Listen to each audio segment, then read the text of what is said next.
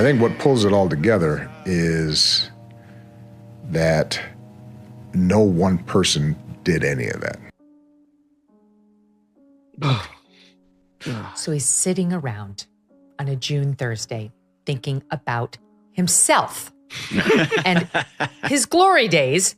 And to your point, Smug, I'm starting to warm up to Michelle Obama's POV. I mean, what does he do? Barack Obama used to glide above criticism like a statesman in a tailored halo, suave, unbothered, and untouchable. But lately, the cracks are showing. People notice the no-shows. He skipped Jimmy Carter's funeral, quietly absent from key events where Michelle showed up alone. Rumors started swirling. Shocking admission about the state of his marriage to Michelle. Go a little bit low, Rob, if you could. So everybody's wondering, like, you weren't there, Jimmy Carter funeral, you weren't there, Trump, and Michelle I'm talking about, and then you start a podcast with your brother. Barack Obama makes shocking 170 Michelle Obama. I was in deep deficit with my wife. He told Tepper, conversation Thursday. So I've been trying to dig myself out of that hole by doing occasionally fun things. Was the Obama marriage all smoke and mirrors? Then came that awkward comment in a podcast where he casually admitted to being in deep deficit with his wife, joking that he's been trying to claw his way out by doing fun things. It landed more like a red flag than a punchline. Something felt off. The internet did what it does best, connect the dots and magnify the whispers. The Valentine's Day messages they posted were perfectly framed, yes, but also eerily sterile, like a PR campaign trying to mimic chemistry.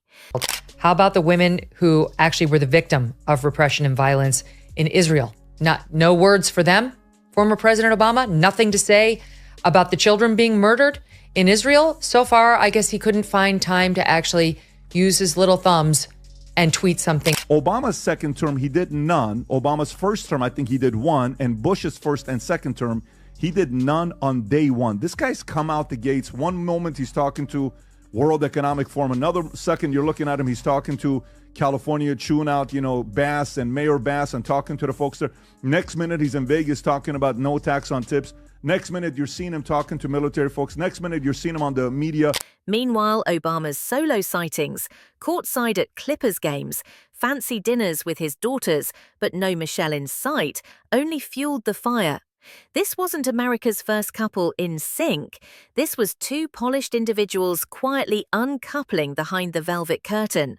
And for a president who once made marriage look like an extension of leadership, this silence speaks louder than any speech. I mean, he's crushing it on the tariffs, foreign policy, just got nominated for the Nobel Peace Prize. If not Trump, then who? Honestly.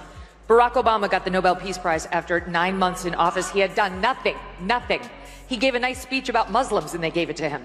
For years, Barack Obama's image was airtight, presidential, poetic, polished. But then came a reckoning no press secretary could spin. Out of nowhere, Megyn Kelly and Patrick Bet-David joined forces and lit the match. Their podcast didn't just question the Obama myth, it torched it. With a brutal mix of facts, sarcasm, and receipts, they dissected the carefully constructed brand like a luxury watch that never told time. I mean, he's crushing it on the tariffs, foreign policy, just got nominated for the Nobel Peace Prize. If not Trump, then who? Honestly. Barack Obama got the Nobel Peace Prize after 9 months in office. He had done nothing. He gave a nice speech about Muslims and they gave it to him. Gone was the reverent tone once reserved for America's cool dad president. In its place, cold truth and controlled demolition. They took aim at everything, from the Nobel Peace Prize Obama received before completing a full year in office, to the glossy Netflix deals that came after he left the White House. And while critics expected a spicy roast, what they delivered was a full-blown audit. At Jimmy Carter's funeral certainly raised some eyebrows, but yesterday's announcement that she won't be attending Trump's inauguration confirms something is definitely going on between her and Barack.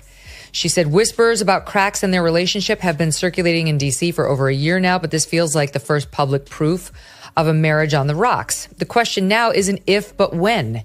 If I had to guess, they will wait until after the inauguration to announce it. Timing, is everything.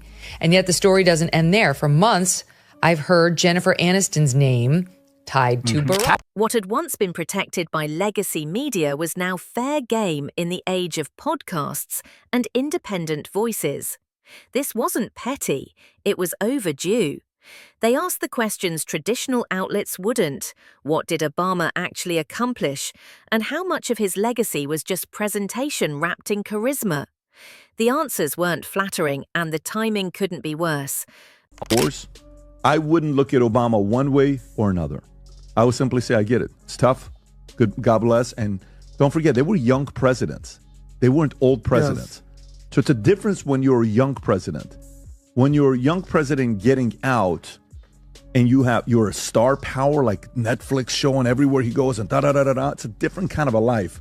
So the Obamas were once the gold standard of political coupledom, the walking, talking embodiment of relationship goals. But lately, even that's starting to look more like strategy than sincerity. Their Valentine's Day posts this year were pristine, filtered, symmetrical, and oddly cold. Side by side on social media, they read more like coordinated PR drops than affectionate tributes. A caption here, a smiling photo there, but no real warmth, no interaction, no spark. Just two public figures curating nostalgia. Meanwhile, real-world appearances told a different story. Barack was spotted out at an upscale restaurant in Sherman Oaks. No Michelle in sight, just his daughters, Malia and Sasha. Before that, he was front and center at a Clippers game, alone again, and Michelle nowhere near him. The silence around their separation in public spaces has grown deafening. For a couple that once radiated unity through every photo op and interview, this shift is glaring. It's like the chemistry left the room and branding took over. Behind the matching smiles and choreographed captions, people are starting to wonder, is this a marriage or just $1 million image deal being kept alive by nostalgia and non-disclosure agreements? Barack Obama rode into office on a tidal wave of hope, promising to rewrite the rules of Washington and restore faith in government. But looking back, the question haunting his legacy isn't what did he change, it's why didn't he? With a Democratic supermajority in his first term, he had the rare political power to shake the system. Instead, he played it safe. The promised transformation became moderation, and the revolution turned into regulation.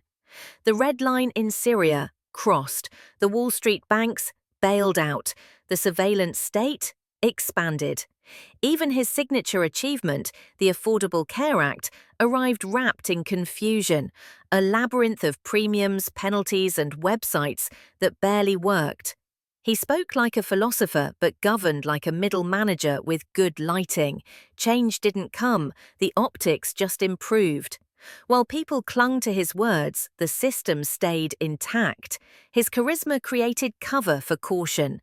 Every time accountability knocked, he answered with eloquence and little else. The hope he sold felt real at the time, but in hindsight, it was mostly just good marketing, a poetic rebrand of business as usual. And now the receipts are piling up. If there's a symbol for just how carefully packaged Barack Obama's rise was, it's the Nobel Peace Prize, awarded to him less than 9 months into his presidency. Not for what he did, but for what he symbolized. No major treaty signed, no war ended, just vibes and potential. Critics laughed, supporters swooned, and the rest of the world quietly raised its eyebrows. It was the political version of getting a Lifetime Achievement Award at the start of the movie. And then came the Netflix glow-up. Post-presidency, Obama didn't fade into dignified silence. He pivoted into Hollywood executive mode. He and Michelle inked a reported $100 million production deal and started dropping polished documentaries, prestige dramas, and think-piece bait films. At first, it seemed like an extension of his storytelling strength. But then questions began to surface. Was this content meant to enlighten or just further entrench the Obama brand? Critics called it soft propaganda dressed in cinematic flair. The messaging was always noble, but the undertones felt curated, filtered, and ideologically snug. For someone who once warned against elite detachment, Obama seemed to have embraced the very bubble he claimed to resist, and audiences were beginning to notice. Barack Obama didn't just run a campaign, he built a movement. Hope and change weren't slogans, they were lifestyle brands. His presidency felt like a masterclass in political aesthetics, the speeches, the symbolism, the slow-walked entrances backed by orchestras and optimism. But over time, that hope started to feel hollow. The message stayed moving, but the results stood still. Behind the soaring rhetoric and Helvetica posters was a government running on autopilot. Race relations? More divided than ever. Political discourse turned toxic.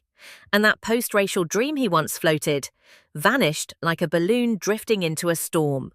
For every poetic phrase, there was a policy contradiction. He'd condemn corporate greed on Monday, then host a fundraiser with tech billionaires on Tuesday. He'd speak on unity, then quietly sign off on identity-driven programming and exclusive media deals. Obama turned politics into a curated experience, emotionally charged, socially digestible, and utterly detached from the messy reality of governance. He wasn't leading the conversation anymore, he was branding it. Hope became a vibe, a trending hashtag, a mood board, not a plan.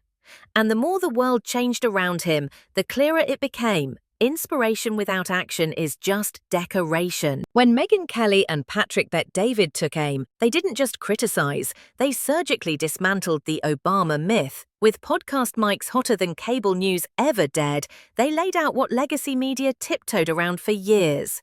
This wasn't partisan mudslinging, this was a reckoning. They hit where it hurt: drone warfare, mass deportations, record-level surveillance, and Wall Street handshakes that left Main Street in foreclosure. The Obama administration promised transparency, yet operated like a velvet-wrapped vault. He campaigned against special interests, then governed alongside them. Guantanamo stayed open, NSA spying expanded, lobbyists flourished. And while the public fixated on his speeches, the policies often told a different story. Patrick called it political catfishing, and he wasn't wrong. Even more damning was how the Obama machine pivoted after office. Rather than stepping back, he and Michelle embedded deeper into elite circles. Netflix, Spotify, real estate portfolios worth tens of millions, all while everyday Americans struggled with inflation, healthcare confusion, and vanishing upward mobility. Their critique wasn't disrespect, it was overdue honesty. The Obama glow had shielded him for too long, but the curtain was finally being pulled. And what lay behind it wasn't scandal, it was strategy, perfectly executed. Barack Obama may have left office, but the empire he built afterward could rival any Fortune 500 CEO's dream. Public estimates pegged the Obama's net worth at over $70 million. Not bad for a former community organizer turned two-term president. His time in office wasn't just about public service. It was the launchpad for a media dynasty. 4 luxury properties across the country, multi-million-dollar publishing deals, global speaking fees, and that slick Netflix partnership, all anchored in the power of political celebrity. For someone who once decried inequality and elite privilege, Obama's post-presidency lifestyle reads like a Silicon Valley influencer's vision board. Vineyard mansions, beachfront retreats, and guest appearances at World Economic Summits. The man who campaigned on empathy now spends more time behind velvet ropes than town halls. And yet the press rarely blinks. His money moves are framed as inspirational, never opportunistic. But when working-class voters hear speeches about fairness from someone living in a compound surrounded by private security and ocean views, the disconnect becomes impossible to ignore. Obama didn't cash out, he cashed in. And the legacy he once built on idealism is now secured by something far more tangible, a mountain of generational wealth. When the Obamas stepped into the entertainment world, they promised thoughtful storytelling that elevates voices. But their involvement in the film Leave the World Behind did something else entirely. It raised eyebrows. The movie, co-produced by the Obamas, featured a racially charged line about not trusting white people if things go down. Suddenly, the man who once stood on a Democratic National Convention stage preaching unity was now attached to scripts that fed division. Why that line? Why this film? And why now? Critics saw it as tone-deaf at best, incendiary at worst. especially coming from someone who once promised to heal racial wounds, not pour salt in them.